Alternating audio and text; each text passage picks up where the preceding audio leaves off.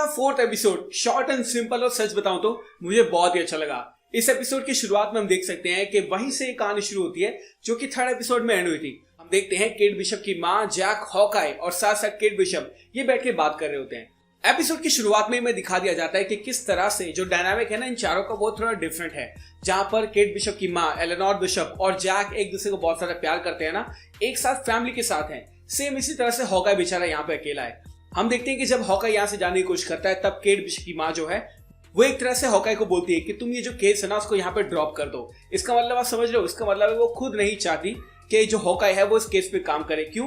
क्योंकि उसको पता है कि अगर हॉकाई जो है वो अपनी अवेंजर वाली नॉलेज यहाँ पे लगाने लग जाएगा तो मेरे लिए प्रॉब्लम हो जाएगी। जैसे ही हॉकाई वहां से गुजरता है ना, यानी वहां से चला जाता है, तब हम देखते हैं कि जो हमारी केट की माँ है ना वो किसी को फोन करती है। हालांकि उससे बात नहीं होती उस इंसान से, बट हमें पता है कि अब एलेनोर के ऊपर भी कोई ना कोई पर्सन जो है वो काम कर रहा है और एलेनोर इस बात से डरती है कि हॉकाई को सारी चीजें पता ना चल जाए। हॉकाई को 2-3 चीजें पता भी चल जाती है, जैसे स्लोन्स लिमिटेड जिसका जो एम्प्लॉय है ना वो हमारा काजी था, उसे पता चल जाता है कि जैक ही है जो कि एक्चुअली में इसका ओनर है। और कहीं ना कहीं इन सब के जो कनेक्शंस है ना, यानी ट्रैक सूट माफिया, साथ साथ केट की मॉम और जैक, इनके जो टाई अप्स है ना वो सारे के सारे जुड़े हुए हैं। तो कहीं ना कहीं हॉकाई का जो दिमाग है ना अब चलना शुरू हो चुका है और उसको अब पता लग रहा है कि कोई ना कोई तो इसके पीछे है। हमें ऑलरेडी पता है इसके पीछे कौन है, वो होने वाला है किंगपिन। मैं एक्सपेक्टेशन कर रहा था कि 4th एपिसोड में या फिर 4th एपिसोड के क्रेडिट सीन में हमें वो देखने को मिलेगा, बट हमें वो देखने को नहीं मिला। बट इसका मतलब ये नहीं है कि इस शो के अंदर हमें किंगपिन देखने को नहीं मिलेगा, वो तो आपको देखने को मिलेगा ही मिलेगा। अगर इन 4 एपिसोड्स में नहीं देखने को मिला और 2 एपिसोड बचे हैं, इसका मतलब है कि लास्ट के 2 एपिसोड में ही वो हमें देखने को मिलेगा। एंड हाँ, he is coming, definitely coming, and I am sure about it. उसके बाद हम देखते हैं कि अपना जो क्लिंट है वहां से चला जाता है और जो जैक है और एलेनोर है और जो केट है वो एक साथ टाइम बिताते हैं। हम यहाँ पे दोनों के सिनेमैटिक पैरेलल देख सकते हैं, जहां पर एक तरफ जो केट बिशप है वो अपनी फैमिली के साथ है, एलेनोर और साथ साथ उसका जो एक तरह से होने वाला हस्बैंड है जैक, वो सारे के सारे साथ में है, बहुत ज्यादा खुश हैं। और वहां पर हॉकाई बेचारा अकेला है। लेकिन जैसे ही यहाँ पर जो हमारी केट है ना वो हॉकाई के पास आती है, तब डायनामिक होता है चेंज और ऑडियंस को ये दिखाया जाता है कि क्या हुआ अगर यहाँ पे क्लिंट अकेला है। तो जो हमारी केट है ना वो क्लिंट के साथ मिलकर एक फैमिली का निर्माण करती है। जी हाँ, यानी दोनों के बारे में ये बताया गया है कि दोनों एक दूसरे की जरूरत है और एक तरह से दोनों एक दूसरे की फैमिली है, जो कि मुझे बहुत अच्छा लगा। उसके बाद हम देखते हैं कि क्लिंट जो है वो फाइनली बता देता है इस बात के बारे में कि मैं ही हूँ रोनिन, और कहीं ना कहीं जो केट बिशप है ना वो समझ जाती है कि रोनिन यही है।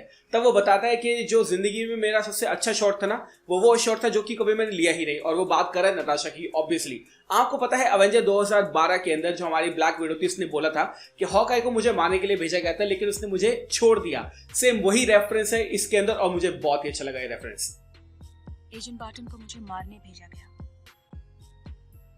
पर उसने मुझे नई जिंदगी दी। इसी कन्वर्सेशन के बीच में हम देख सकते हैं कि जो हमारा हॉकाई है ना वो केट को बताता है कि मुझे जो है वो टारगेट्स दिए जाते थे। इसका मतलब है कि कहीं ना कहीं कोई ऐसा पर्सन है जो कि हॉकाई को या फिर उस वक्त रोनिन को इन्फ्लुएंस कर रहा था। हम ये बात ऑलरेडी जानते हैं कि रोनिन जो हॉकाई है वो ये बात जानता है कि इन सब के पीछे कोई बड़ा आदमी है जिससे पंगा नहीं लेना चाहिए। तो मुझे ऐसा लग रहा है कि ऐसा तो नहीं हो सकता कि शायद जब रोनिन बना हुआ था हमारा हॉकाई उस वक्त किसी ने कॉन्ट्रैक्ट दिया हो एको के फादर को मारने का। और मैंने इसके ऊपर एक थ्योरी बताई थी आपको, जिसमें मैंने आई बटन के अंदर सब कुछ एक्सप्लेन किया था। तो मैं अभी भी उसी थ्योरी पे टिका हुआ हूं कि शायद किंगपिन ने ही बोला था एको के फादर को मारने के लिए, क्योंकि कॉमिक्स में भी ऐसा ही हुआ था। रोनिन को क्या फर्क पड़ता है इससे? रोनिन को तो ये था कि हाँ भाई एक क्रिमिनल ऑर्गेनाइजेशन है, इसके हेड को मुझे मारना है।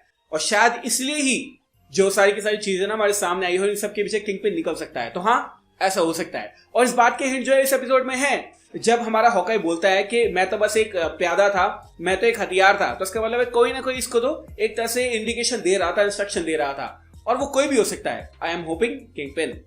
फिर हम देखते हैं हॉकाई जो है वो जाता है काजी के पास में, उसको समझाता है कि एको को बोल दो कि रोनिन मर चुका है, उसके पीछे ना आए, तुम ही समझा सकते हो। लेकिन कहीं ना कहीं ये जो सारी की सारी चीजें ना, इससे हमें यही पता चलता है कि एको का गुस्सा जो है वो और बढ़ने वाला है, और आने वाले सिनेमा में देखिएगा भी किस तरह से एको जो है वो उन सबसे फाइट करती है।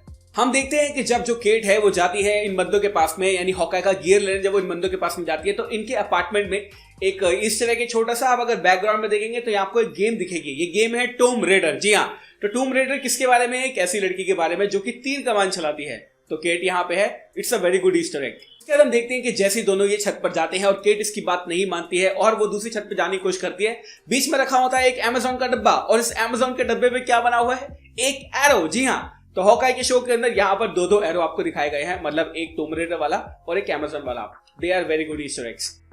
फिर हम देखते हैं कि जो हमारी केट है ना वो जाती है हमारे एको के अपार्टमेंट के अंदर और वहां से जैसे ही वो एक तरह से वॉच उठाने वाली होती है तभी उस वक्त जो हमारा क्लिंट है उसके ऊपर भी हमला हो जाता है। ये जो हमला हुआ है ना ये किया है येलेना बेलोवा ने। जी हाँ, हम देखते हैं कि येलेना अपना मास्क उतारती है और फाइनली में पता चलता है कि इस सूट के अंदर ना येलेना है। अब मैं आपको इस सूट के बारे में एक इंटरेस्टिंग बात बताता हूँ।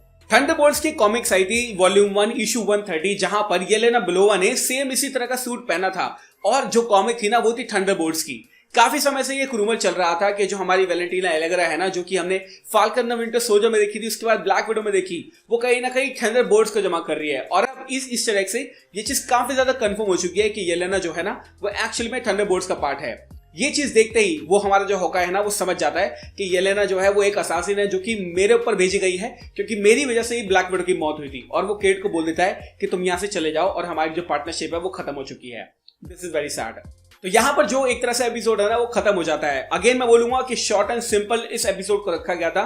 मुझे इस एपिसोड से इतनी ज्यादा उम्मीदें नहीं थी बट करंटली मेरे ख्याल से अगर 6 किसी में एपिसोड होते हैं ना तो चौथे और पांचवें के अंदर ही मेन कहानी वहां पर आती है। तो नेक्स्ट एपिसोड से मेरी बहुत ज्यादा उम्मीदें हैं क्योंकि अब सिर्फ 2 ही एपिसोड बचे हैं और इन 2 एपिसोड के अंदर हॉकाई को अपनी पूरी स्टोरी आपको खत्म करना है। हमें बताना है कि फ्लोरेंस प्यू का जो येलेना बेलोवा है उसका क्या हुआ, साथ साथ एको के फादर को मारने का कॉन्ट्रैक्ट किसने दिया था, किंग पिन कहां आने वाला है, इन सब के पीछे कौन है और एलेनोर बिशप क्या करने वाली है और क्या केट बिशप को जो हॉकाई का मेंटल है वो मिलेगा ही नहीं मिलेगा। ये 2 एपिसोड के अंदर में कंक्लूड करना है and I am really happy कि 4th एपिसोड को उन्होंने एम्बिग्यूअस रखा और कहीं ना कहीं जो एंडिंग है ना वो इस तरह से हमें दिखाई है कि हम नेक्स्ट एपिसोड के लिए और भी ज्यादा एक्साइटेड हैं। तो आपको 4th एपिसोड कैसा लगा मुझे कमेंट सेक्शन में जरूर बताना और क्या अभी भी आपको लगता है कि इन सब के पीछे किंग पिन है, let me know in the comment section below. Thank you so much for watching this video. मैं हूं सचिन, मिलूंगा आपसे अगली वीडियो के अंदर। Bye guys, take care, love you all and have a great amazing day.